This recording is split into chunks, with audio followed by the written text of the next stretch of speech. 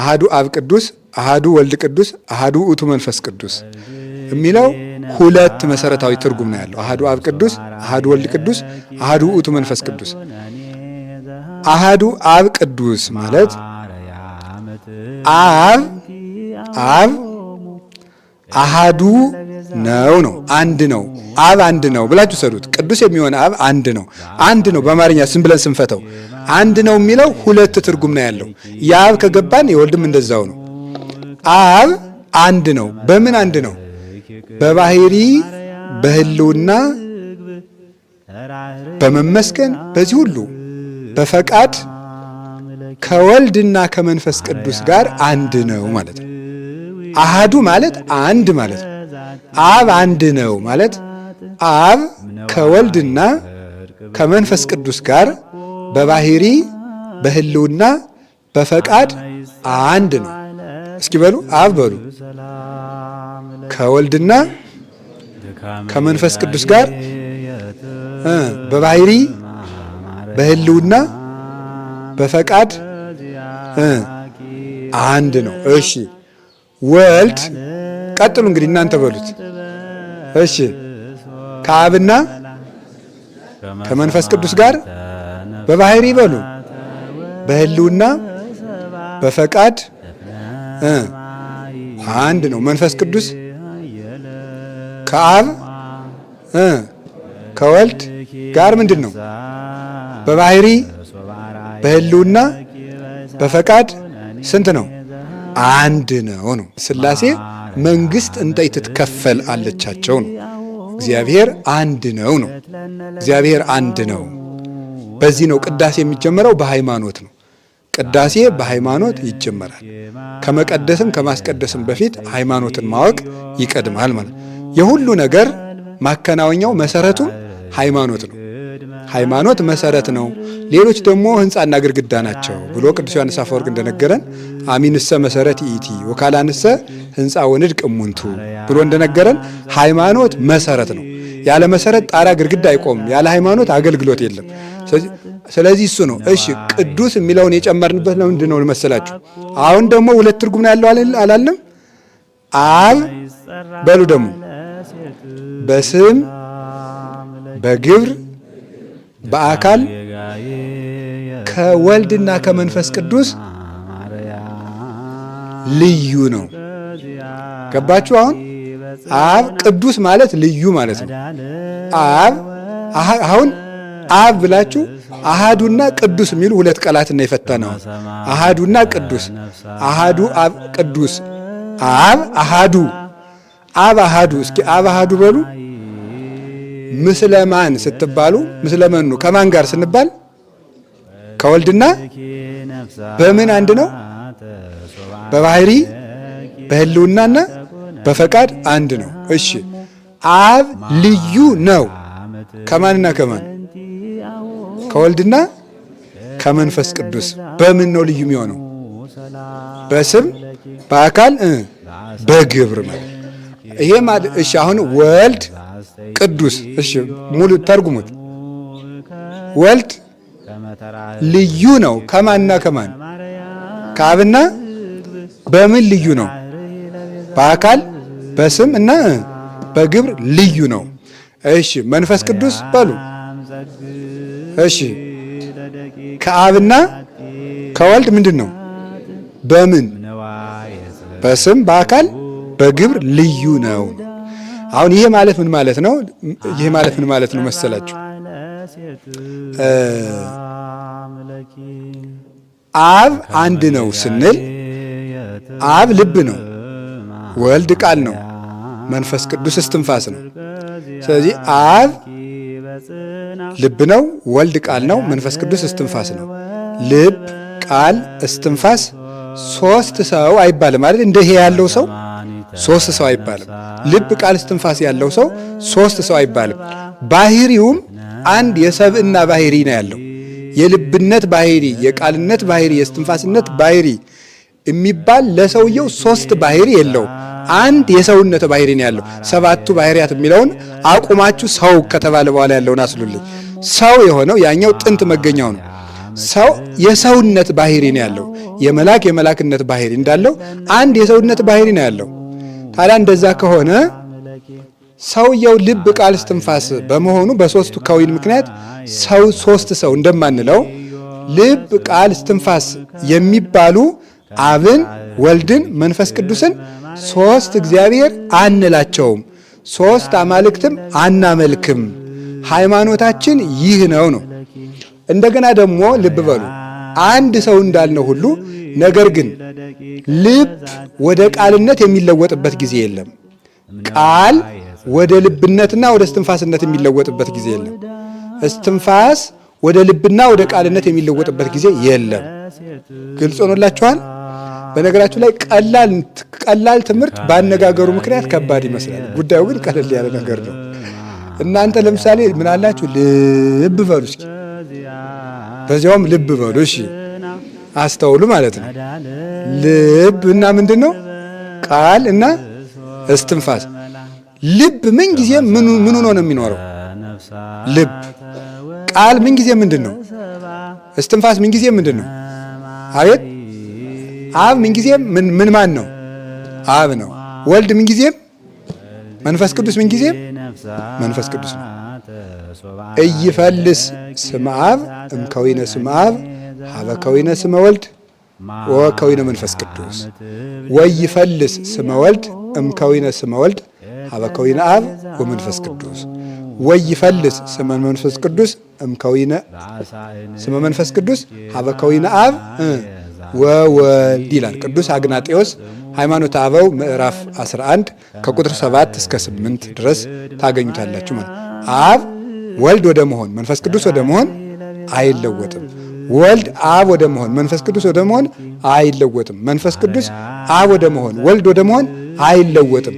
በየራሳቸው ጸንተው ያሉ እንደገና ደግሞ በአንድነት ያሉ እውዛን በጽምረት አሃዱ መለኮት በአንድ መለኮታዊ ባህሪ ደግሞ አንድ የሆኑ በየአካላቸው ተጠብቀው የሚኖሩ የአብ አካል ወደ ወልድነት የማይለወጥ ስሙም ወልድ የማይባል ግብሩም አብ ከወላዲነት ወደ ተወላዲነት ወደ ሰራጺነት የማይለወጥ ወልድም ከተወላዲነት ወደ አባትነት ወደ ሰራጺነት የማያድግ የማይለወጥ መንፈስ ቅዱስ ከጽራጺነት ወደ አስራጺነት ወላዲነትና ተወላዲነት የማይለወጥ በክብራቸው በግብራቸው በስማቸው በአካላቸው ጸንተው ያሉ ነገር ግን እንደ ልብ እንደ ቃል እንደ እስትንፋስ ተገናዝበው በተዋሕዶ መለኮት ጸንተው የሚኖሩ ናቸው ሥላሴ ነው። ስለዚህ እውነት ነው። አብ ከወልድ ከመንፈስ ቅዱስ ጋር አንድ ነው። ወልድ ከአብ ከመንፈስ ቅዱስ ጋር አንድ ነው። መንፈስ ቅዱስ ከአብ ከወልድ ጋር አንድ ነው። በአካሉ ግን ልዩ ነው። በቃ እንዲህ እኮ ነው። ቀለል ሲል አብ ከወልድ ከመንፈስ ቅዱስ ጋር አንድ ነው። በአካሉ ግን ልዩ ነው ማለት ነው። ይሄንን አመነ ማለት ነው። ከዚያ በኋላ ካህኑ ሰብሕዎ ለእግዚአብሔር ኩልክሙ አሕዛብ ይላል። ምእመናን በዚህ ሃይማኖት ያቆመንን እግዚአብሔርን አመስግኑት ይላል። እኛም ወይሴብሕዎ ኩሎሙ ሕዝብ ሁሉ እውነት ነው። ሕዝቡ ሁሉ የፈጠረው ፍጥረት ሁሉ ያመሰግነዋል። ደግሞ የምናመሰግነው ደግሞ ለምን መሰላችሁ? ይልና ቂያሱ እስመ ጸናት ምሕረቱ ላዕሌነ ቸርነቱ 5500 ዘመን ለኛ የሰጣት ቃል ኪዳን ጸንታ ተፈጽማለናለችና አመስግኑት ሲለን ደግሞ እኛ መልሰን ጽድቁሰ ለእግዚአብሔር ይህሉ ለዓለም እውነት ሕይወት ነው አባ ቄስ ምን ድሮ ብቻ እንግዲህም ቸርነቱ አብሮን ጸንቶ ይኖራል እንጂ እስከ ዘላለሙ ድረስ ብለን ይህን እንመልሳለን ማለት ነው።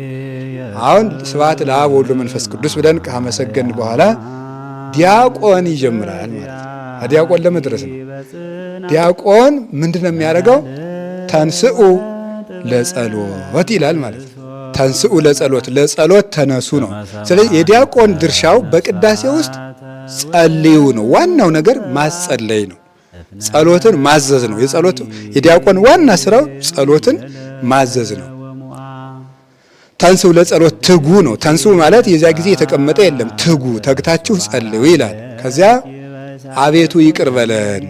ይሄን ተንስኡ ለጸሎት አባቶች በትውፊት እንደሚናገሩት አዳም ነው የተናገረው ይላል።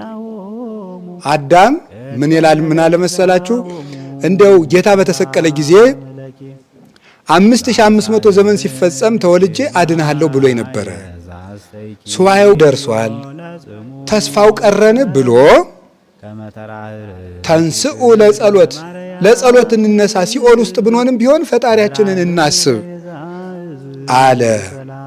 ነፍሳትም እግዚኦ ተሳለነ አቤቱ ይቅር በለን ሲሉት ጌታችን ኢየሱስ ክርስቶስ በአካለ ነፍስ ሲኦል ወርዶ ሰላም ለኩልክሙ ሰላም ለእናንተ ይሁን አስታረቅኳችሁ እኮ እንኳን ደስ ያላችሁ አላቸው ነው። ስለዚህ አሁን እኛ አስቀዳሾች በሲኦል የነበሩ ነፍሳትን መስለን ይቅር በለን ስንለው ሰላም ለእናንተ ይሁን እኔ እኮ አስታረቅኳችሁ የኔ ሰላም ከእናንተ ጋር ይሁን ብሎ ክርስቶስ መረቃቸው። ስለዚህ ይቺ ሰላም ጌታችን ኢየሱስ ክርስቶስ የትንሣኤ ዕለት በሲኦል ላሉ ነፍሳትና በዝግ ቤት ውስጥ ለነበሩ ሐዋርያት የሰጣት ሰላም ናቸው። ያቺ ሰላም ናት ከሲኦል መንጥቃ ነፍሳትን አወጣች። ሐዋርያትን ደግሞ በተዘጋ ቤት ገብቶ ምን አላቸው ነው የሚለው ዮሐንስ ወንጌል ምዕራፍ 20 ላይ እንደምናነበው በተዘጋ ቤት ገብቶ ሰላም ለእናንተ ይሁን አላቸው ይላል። ስለዚህ አሁን እኛም በዝግ ቤት የሚጠብቁ ሐዋርያትን መስለን ነው እዚህ ክርስቶስን አይን አይን እያየን የምንቆመው ማለት ነው። የዛ ጊዜ እሱ መጥቶ ሰላሙን ይሰጠናል። ያ ለቅዱሳን ሐዋርያት የትንሣኤ ዕለት ለነፍሳት በሲኦል ለሐዋርያት ነፍሳትን ከሲኦል አውጥቶ ሰላም ሰጥቶ ገነት እንዳገባቸው ሐዋርያትን ደግሞ በተዘጋ ቤት ገብቶ ሰላም እንደሰጣቸው ለነፍሳት የሰጠው ሰላም ነፍሳትን በገነት ገብተው እንዲኖሩ አድርጓቸዋል። ለሐዋርያት የሰጣቸው ሰላም ደግሞ ሰላም የእግዚአብሔር ሰላም ማለት ጦርነት የሌለው ችግር የሌለው ረሃብ የሌለው ጠብ የሌለው ክርክር የሌለው መከራ የሌለው ኑሮ ማለት አይደለም።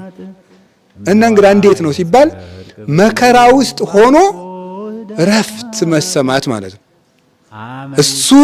እሷን ሰላም ለሐዋርያት ስለሰጣቸው የሐዋርያት ሥራ ምዕራፍ 5 ላይ እንደምታነቡት ተገርፈው ሲወጡ ምን እያላቸው ወጡ ነው የሚለው ደስ እያላቸው ወጡ። ምን ስለሰጣቸው ነው? ሰላሙን ስለሰጣቸው ነው። አሁን ሰው ሲገረፍ ደስ ይለዋል አይለውም። ያቺ ሰላም ልብ ብላችሁ ስሙ የእግዚአብሔር ቤተሰቦች ለቅዱሳን ሐዋርያት ሰጣቸውና እነዚህ ሐዋርያት ለቄሱ እጁን ጭኖ ሐዋርያት እጅ እየጫኑ ጳጳስ ሾሙ፣ ጳጳሳት እጅ እየጫኑ ካህን ሲሾሙ ይችን ሰላም ለቄሱ ይሰጣሉ። የማንን ሰላም ነው የሚሰጡት? የክርስቶስን ሰላም በቄሱ ትከሻ ላይ ታርፋለች። አሁን ያ ቄስ ደግሞ እኛ በዝግ ቤት ውስጥ የተሰበሰቡትን ሐዋርያት መስለን ቁጭ ስንል ሰላም ለእናንተ ይሁን ብሎ የሚሰጠን የማንን ሰላም ነው? የእግዚአብሔርን ሰላም ነው። ያ የእግዚአብሔር ሰላም ምን ሲያደርግ ኖረ መሰላችሁ? ጻድቃንን በገዳም ሰማዕታትን በደም ያጸናቸው ይሄ ሰላም። እነ ቅዱስ ጊዮርጊስ እየተገረፉ መንኮራኩር እየቀርቦላቸው ስጋዬ ነው ልታሰቃየ የምትችለው ሌላ ምን ልታደርግ ትችላለህ እንዲሉ የሚያደርጋቸው ይቺ ሰላም ናት። እነ ቅዱስ መርቆሬዎስን ያጸናቻቸው ይቺ ሰላም ናት። እነ ቅዱስ አትናቴዎስን በዚያ ሁሉ ስደት ማለት ያጸናቻቸው ይቺ ሰላም ናት።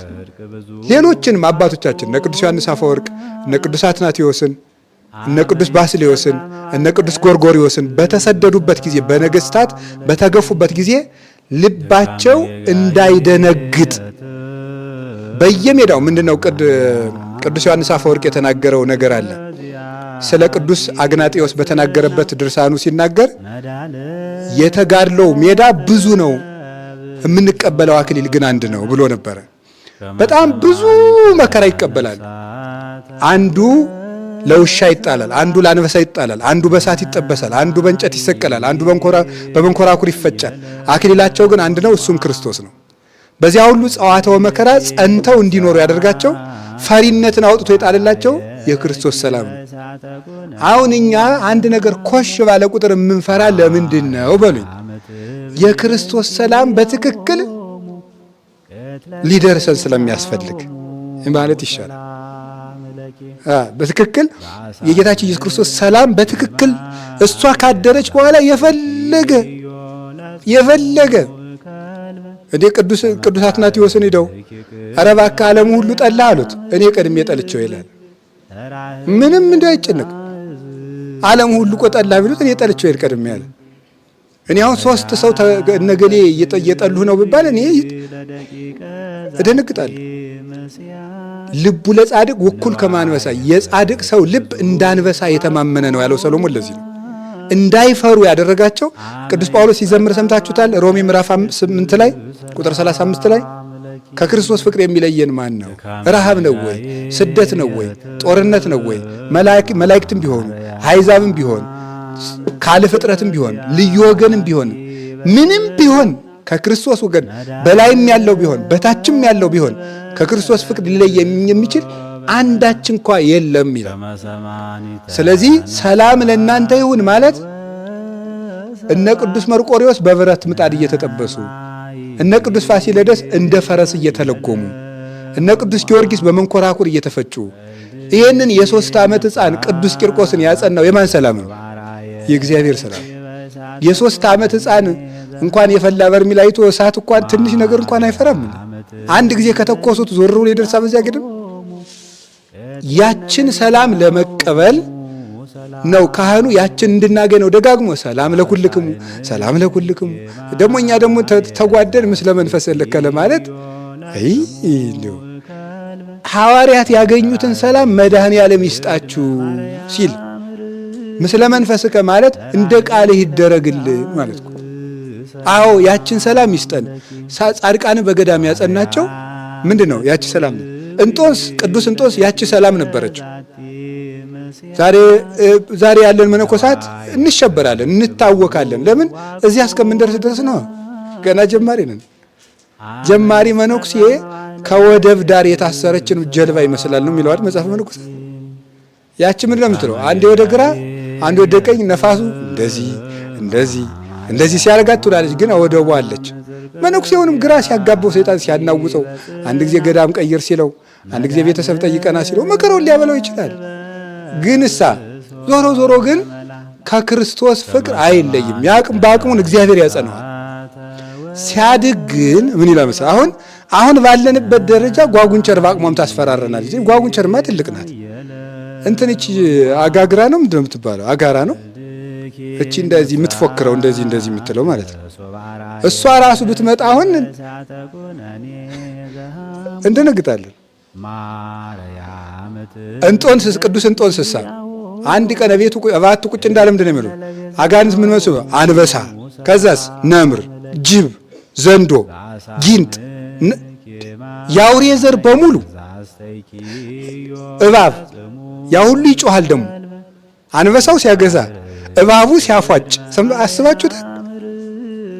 ያ ሁሉ ሲል ምን ቢላቸው ጥሩ ነው? እሱ ይሄ የሚያሳየው አቅም እንደሌላችሁ ነው። አቅም ቢኖራችሁ ኑሮ ለአንድ ሰው እንደዚህ ብዙ ናችሁ አትመጡም ነበረ። ስለዚህ ማስረጃው ይሄ ብዛታችሁ ራሱ አቅመ ቢስ መሆናችሁን ነው የሚያሳይ ብሎ ተሳልቆባቸው፣ ግን ምንድን ያላቸው ነገር ግን ጌታዬ ኢየሱስ ክርስቶስ ይዋጋችሁ እንጂ እኔ ጉልበት የለኝ ሲላቸው ሁሉ ብን ብለው ጠፉ ይላል። ይችን ሰላም ቅዱስ እንጦንስ አግኝቷት ነበረ። ለባለ ትዳሮች ሰላም ነበራቸው፣ እያጡ የሚኖርበት እየተቸገሩ የሚኖርበት። በቅዱስ ሚካኤል ድርሳን አለ አይደለ? እንዲህ ሰውየው ልብሱን ሽጦ ስለ ቅዱስ ሚካኤል ዝክር ሲሰጥ እንደዚህ ያለ ሰላም ነበራቸው። ልብሱን ሽጦ የገዛ ልብሱን ሽጦ ለድሃ በቅዱስ ሚካኤል ስም አበላ። ባለ ትዳሮችን በትዳራቸው፣ መነኮሳትን በገዳማቸው። ሰማዕትነት ሲመጣ ደግሞ ፈርተን እንዳንክድ የምትጠብቀን ይችን ሰላም ማን ይሰጠናል? ማን የምትሰጠን? ቤተ ክርስቲያን። ማንም የሚሰጠን? ክርስቶስ። ካህኑ ምንድነው? የሰላም ምንድነው? መልእክተኛ። ካህን ጦርነት ሲሄድ የማያምርበት ልዛ ነው። ካህን ጠበንጃ ቢይዝ ውይ ያሳፍራል። እና ክላሽ ይዘ ነው ሰላም